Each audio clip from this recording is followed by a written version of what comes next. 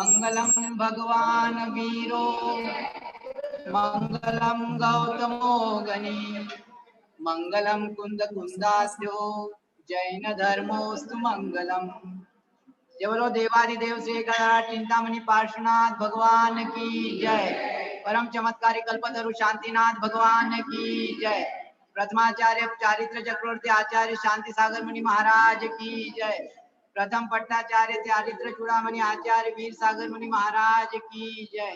परम पूज्य सप्तम पट्टाचार्य परंपरा गौरव चारित्र शिरोमणि दीक्षा प्रदाता आचार्य अनेकांत सागर मुनि महाराज की जय। सीधे विषय पर आता हूँ, समय काफी हो चुका है। ज्ञानमती माता जी, जिन्हें हम सब लोग बड़े आदर से बड़ी माता जी कहते हैं, काफी बड़ी है, बड़े बड़े कार्य किए हैं।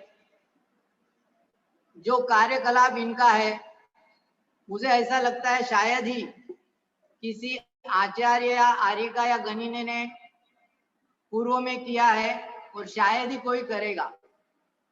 इसलिए क्योंकि कई आचार्य ऐसे भी है जिन्होंने महान महान ग्रंथों की रचना की है।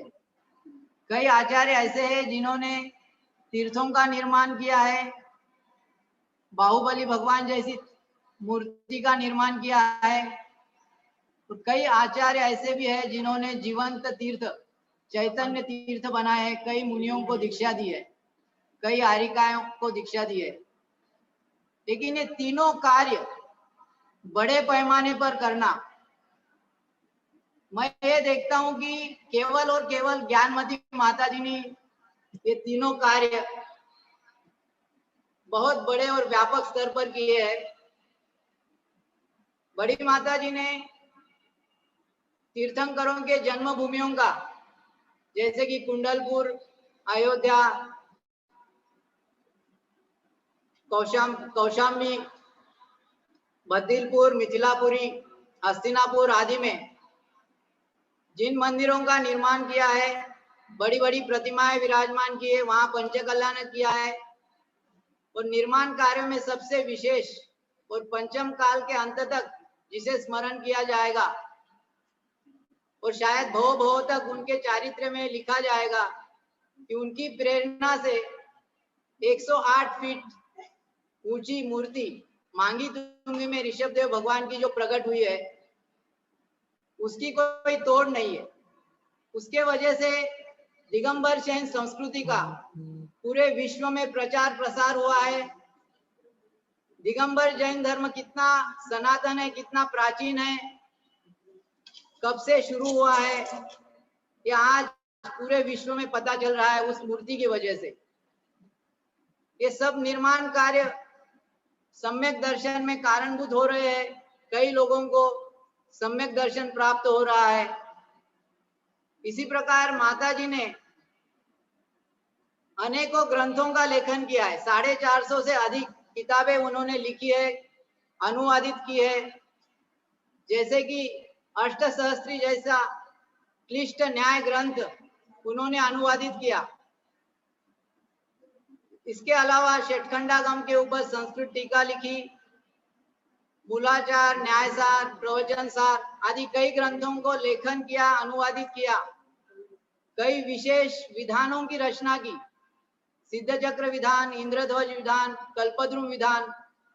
इन विधानों से काफी अतिशय होते हैं, लोगों को इच्छित फलों की प्राप्ति होती है। और एक विशेष उनकी कृति जो मुझे काफी पसंद आती है, एक पतली किताब है आगम दर्पण, जो उन्होंने संकलित की है। उन्होंने उसमें बताया है कि फूल फल चढ़ाना, पंचामृत अभिषेक करना, शासन देव देवी देवताओं का यथोचित सम्मान करना, ये आगमोक्त कैसा है। हजारों साल पूर्व आचार्यों ने आगम में ये लिखा है, इसके प्रमाण है। तो मेरा तो माता जी से ये बार बार कहना रहता है और अभी फिर से कहता हूँ कि इस किताब को बहुत व्यापक स्तर पर आज के तारीख में प्रचारित प्रसारित किया जाए। जूम के माध्यम से, पारस चैनल के माध्यम से लोगों को समझाया जाए।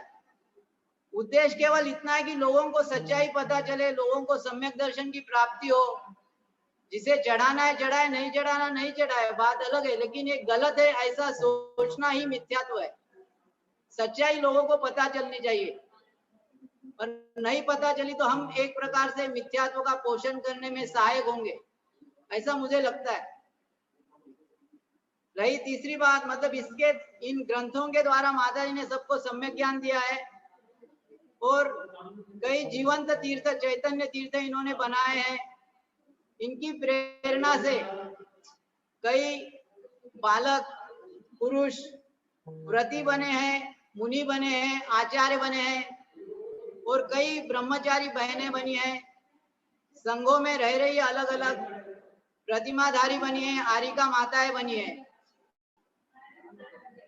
और इसी प्रकार मैं भी उन्हीं का शिष्य हूँ। 2015 में, मतलब इसके कई सालों से माता जी हमें जानती है, लेकिन 2015 में जब मांगी तुंगी के लिए विहार कर रही थी, तब मुझे और गृहस्थाश्रम के छोटे भाई को इन्होंने कहा कि अब आपको जॉब छोड़ देना है।